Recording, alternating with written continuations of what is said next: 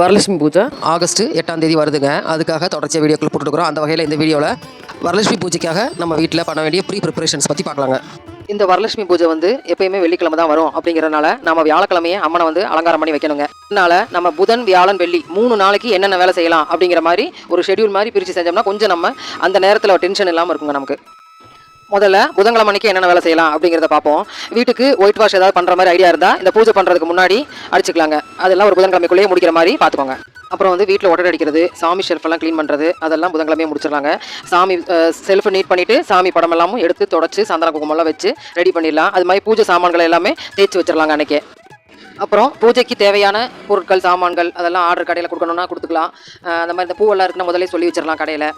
அப்புறம் வந்து பூஜை சாமான்கள், அப்புறம் சமையல் சாமான்கள் தேவைப்பட்டது எல்லாமே புதன்கிழமையே வாங்கி வச்சா நம்ம கொஞ்சம் ஈஸியாக இருக்கும்.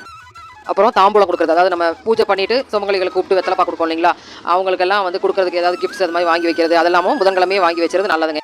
ஏன்னா வியாழக்கிழமை ஃபுல்லாக நம்ம வீட்டுக்கு பூஜைக்கு ரெடி பண்ணணும் அப்படின்லாம் வேலை இருக்கிறதுனால முதல் நாள் இந்த மாதிரி வெளி வேலைகளெல்லாம் முடிச்சிடுறது நல்லதுங்க.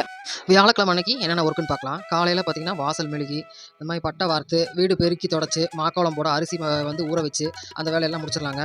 முடிஞ்சால் மதியத்துக்குள்ளே, இல்லைன்னா சாயந்தரம் ராகு காலம் யமகண்டம் இல்லாத நேரத்தில் அவங்களுக்கு எப்படி வேலை முடியுதோ அதை பொறுத்து அம்மனை வந்து அலங்காரம் பண்ணி வச்சிடலாங்க. இது யாருக்காக சொல்கிறேன்னு பார்த்தீங்கன்னா, இந்த கலசம் வைக்கிறவங்களுக்கு. இல்லை நீங்கள் ஃபோட்டோ வச்சு பண்ணுறீங்கன்னா மறுநாள் பூஜைக்கே நீங்கள் டைரெக்டாக போயிடலாங்க.